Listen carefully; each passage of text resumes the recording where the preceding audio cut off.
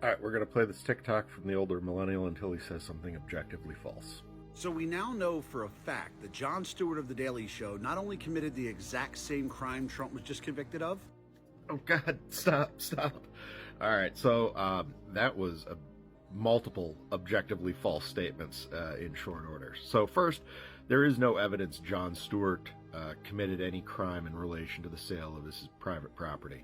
And two, Donald Trump was not convicted of a crime in the New York civil fraud case. Thank you. You know, maybe that's not fair. Maybe he was speaking figuratively and not literally. Let's give him another chance. But he did it in the exact same district that Trump was just tried in the district of Letitia James. Letitia James is the Attorney General of New York. She is not some district attorney. You know, if I stop here, they're going to say that I'm not really addressing the meat and potatoes of his argument, that I'm avoiding, the implications of what he's really trying to get across. So let's skip ahead to the merits. In 2014, Stewart sold his duplex in New York City for $17.5 million. However, the estimated market value was only $1.8 million, and Stewart was only paying taxes on the assessed value of $847,000. And in case you're unaware, that assessed value of the home is exactly how they decided the value of Mar-a-Lago. And we're back. Okay, that's incorrect. There are 5 elements to the fraud. First, the statement must be material. Second, the statement must be false. Third, the person saying the statement must know it's false. Fourth, there must be justifiable reliance upon the statement. And 5, there must be damages. In 1995, Donald Trump signed a deed of conservation and preservation easement in which he gave up his right to use Mar-a-Lago for any purpose other than as a social club. In 2002, Donald Trump signed a deed of development rights which, among other things, gave up his rights to renovate, subdivide, or construct new buildings. Part 1. Materiality. In 2011, the Trump Organization was soliciting loans from Deutsche Bank's Private Wealth Management Division and Deutsche Bank's Commercial Real Estate Group. The Commercial Real Estate Group came in at $130 million with LIBOR plus 8%, a LIBOR floor of 2 or a minimum interest rate of 10%. The Private Wealth Management Division came in at LIBOR plus 2.25% relaxed to 2% after renovations and an unconditional personal guarantee in the form of SFCs. Deutsche Bank required him to certify the truth and accuracy of his SFCs and to maintain $50 million in unencumbered liquidity and a minimum net worth of $2.5 billion. Part 2. Falsity. Notwithstanding the Palm Beach County Assessor's valuations, the SFCs failed to reflect the land use restrictions. Eric Trump testified that the club was valued in the SFCs as if it were private residential despite knowing it was a commercial property and deed restricted in perpetuity. The corporate controller for the Trump Organization, McConney, testified that the SFCs valued Mar-a-Lago as if it were a private residence and not a social club, and the valuations reflected the false notion it could be sold as residential property despite the fact it was deed restricted against such use in perpetuity.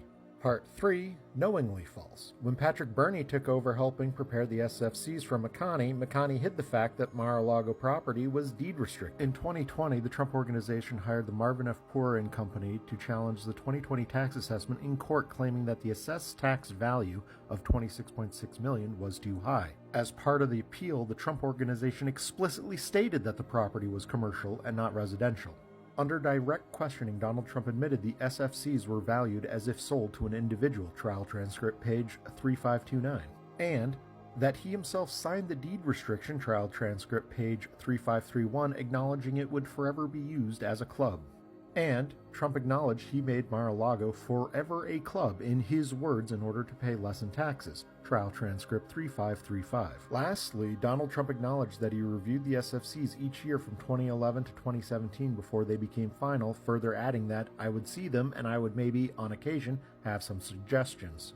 Part 4. Justifiable reliance. Donald Trump also acknowledged that, as he certified to Mazars in the management representation letters, he was responsible for the preparation and fair presentation of financial statements. He understood that Deutsche Bank would rely on his certification to determine if he was complying with the loan covenants. The management representation letters to Mazars stated, as here pertinent, that the Trump Organization and Donald Trump undertook the following responsibilities. A. The preparation and fair presentation of the financial statements in accordance with accounting principles generally accepted in the United States of America. According to Donald Bender, an accountant at Mazars, Trump Organization had falsely represented that it had complied fully and truthfully with all inquiries from Mazars. Mazars subsequently terminated its relationship with the Trump Organization, and Mazars would not have issued the SFCs if it had known that it had not been provided with all the appraisals. Deutsche Bank required Trump to certify the truth and accuracy of his SFCs. Rosemary Vrablic with the Private Wealth Management Division testified that Trump fully understood the recourse requirement to obtain a loan from the Private Wealth Management Division, and that Vrablic expected Donald Trump to submit accurate financial information to the bank, and failure to do so could trigger a default of the loan covenants. Part 5. Damages. Before we discuss damages, it is important to remember failing to disclose the deed restrictions at Mar-a-Lago was only one of the myriad frauds Engoron found Trump to be liable of. A short list is displayed here. Second, the penalty Attorney General James seeks is not restitution for lost interest accrued to the banks, but disgorgement of ill-gotten gains. Nevertheless, a lengthy description of Trump's several frauds can be found at the end of the decision. In summary, Judge Engoron found that at the time in which the defendant submitted the SFCs, the restrictions were in effect, and any valuations represented to third parties must have incorporated those restrictions. Writing failure to do so is fraud. Assets, values that disregard applicable legal restrictions are by definition materially false and misleading. Accordingly, the Office of the Attorney General has demonstrated liability for the false valuation of Mar-a-Lago as appears in the SFCs from 2014 to 2021.